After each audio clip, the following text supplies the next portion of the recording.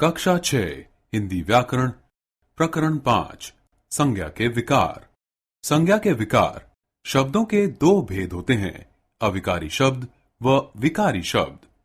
वे शब्द जिनका रूप सदा एक सा रहता है वे अविकारी शब्द होते हैं।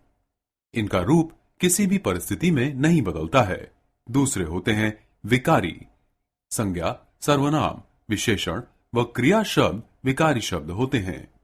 इनमें लिंग, वचन व कारक आदि के कारण विकार या परिवर्तन आते रहते हैं। इस प्रकार जो शब्द लिंग, वचन या कारक के अनुसार अपना रूप बदल देते हैं उनको विकारी शब्द कहते हैं।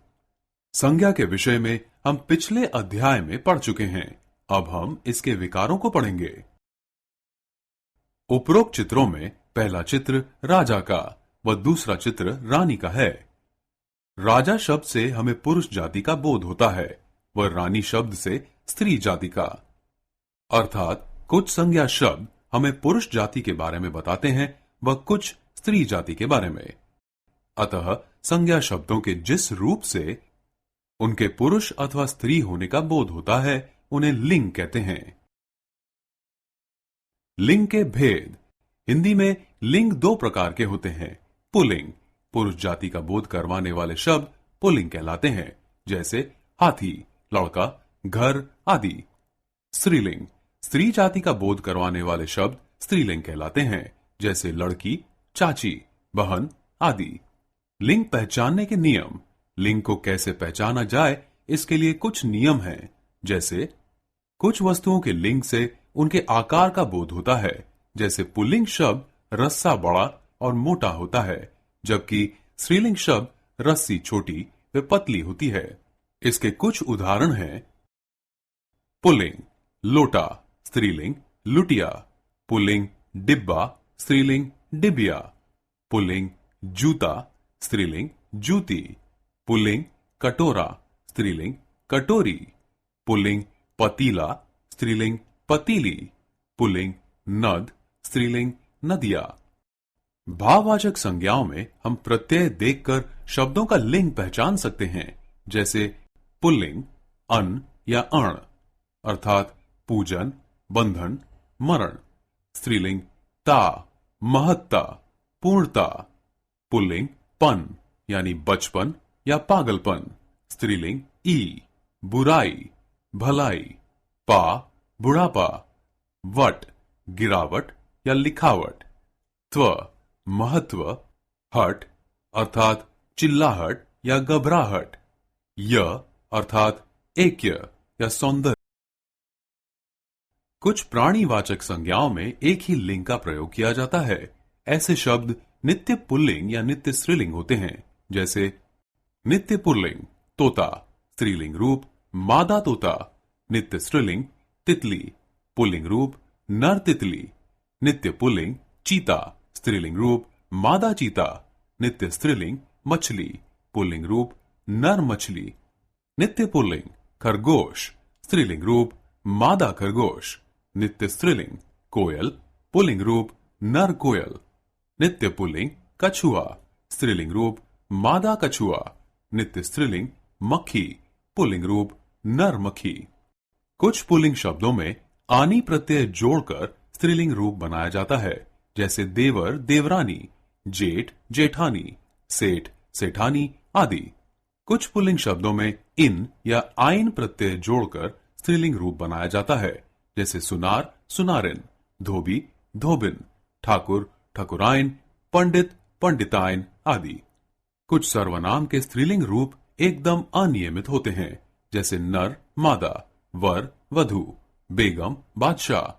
कुछ शब्द केवल पुल्लिंग के लिए प्रयुक्त होते हैं, जैसे छाता, पर्वत, वृक्ष, दिनों, महीनों व ग्रहों के नाम, सूर्य, चंद्रमा आदि।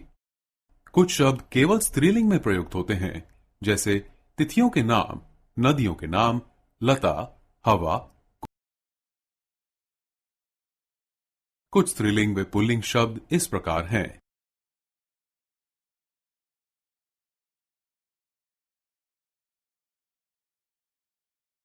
वचन। दिए गए चित्रों को ध्यान से देखिए। लड़का पढ़ रहा है, लड़के पढ़ रहे हैं। पहला चित्र एक लड़के का है, वह दूसरे चित्र में एक से अधिक लड़के हैं। अतः संज्ञा शब्द के जिस रूप से उनकी संख्या का बोध होता है उसे वचन कहते हैं। वचन के भेद। हिंदी में वचन दो प्रकार के होते हैं। एक वचन संज्ञा शब्द का जो रूप उसके एक ही होने का बोध करवाता है उसे एक वचन कहते हैं, जैसे बेटा, घोड़ा, पुस्तक आदि। बहुवचन संज्ञा शब्द के जिस रूप से उसके एक या अधिक होने का बोध होता है उसे बहुवचन कहते हैं, जैसे लड़के, घोड़े, पुस्तकें, किताबें आदि।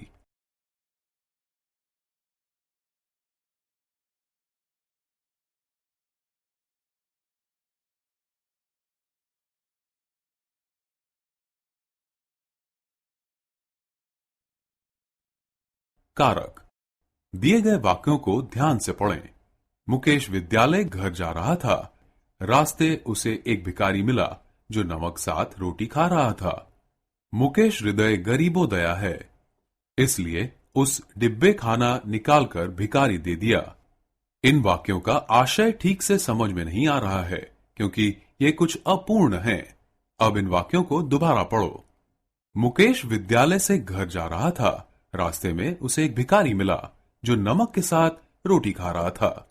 मुकेश के हृदय में गरीबों के लिए दया है, इसलिए उसने डिब्बे से खाना निकालकर भिखारी को दे दिया। इस प्रकार मोटे छपे चिन्हों से में, के लिए, को, से आदि के प्रयोग से वाक्य में आए शब्दों का एक दूसरे से संबंध जुड़ गया है और उनका अर्थ भली प्रकार से समझ में आ रहा है। अतः संज्ञा या सर्वनाम के जिस रूप से वाक्यों के अन्य शब्दों से उसका संबंध जाना जाता है वे कारक कहलाते हैं। कारक 8 प्रकार के होते हैं। कर्ता, कर्म, करण, संप्रदान, अपदान, संबंध, अधिकरण, संबोधन। कारक का ज्ञान कारक की विभक्ति से होता है जो इस प्रकार है।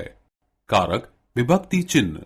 कर्ता ने, कर्म को, करण से, विट के द्वारा, संप्रदान को, के लिए, अपदान से, फ्रॉम, संबंध का, के, की, अधिकरण में, पर, संबोधन हे, अरे।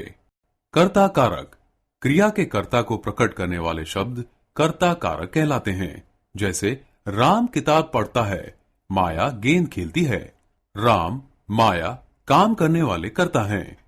कर्म कारक क्रिया के कर्म को प्रकट करने वाले शब्द कर्म कारक कहलाते हैं। जैसे मोहन पत्र लिखता है, मैंने आम खाया। यहां पत्र और आम कर्म कारक हैं। करण कारक काम को करने के लिए जिस साधन का उपयोग होता है उसे करण कारक कहते हैं। जैसे मैं कलम से खत लिखता हूं, बच्चा गेंद से खेलता है। संप्रदान कारक जिसके लिए क्रिया की जाए उसे व्यक्त करने वाला शब्द संप्रदान कारक कहलाता है। जैसे मां बेटे के लिए मिठाई लाई, बेटा पिता को पुस्तक देता है। अपादान कारक जिस शब्द से संज्ञा या सर्वनाम के अलग होने का बोध होता है उसे अपदान कारक कहते हैं। जैसे पेड़ से पत्ते गिरते हैं, मां घर से बाहर गई। संबंध कारक संज्ञा या सर्वनाम का वह शब्द जिससे दूसरे के साथ संबंध स्थापित होता है उसे संबंध कारक कहते हैं। जैसे यह मेरी किताब है, सीमा सुधीर की बहन है। अधिकरण कारक कर्ता जिस स्थान पर काम करता है या क्रिया का आधार पता लगता है उसे अधिकरण कारक कहते हैं। जैसे कपड़े अलमारी में रखे हैं, किताब मेज पर रखी है। संबोधन कारक कारक के इस रूप से किसी को पुकारने का बोध होता है। जैसे अरे तुम क्या कर रहे हो, हे राम दया करो। संबोधन कारक का प्रयोग वाक्य के अंदर नहीं किया जाता।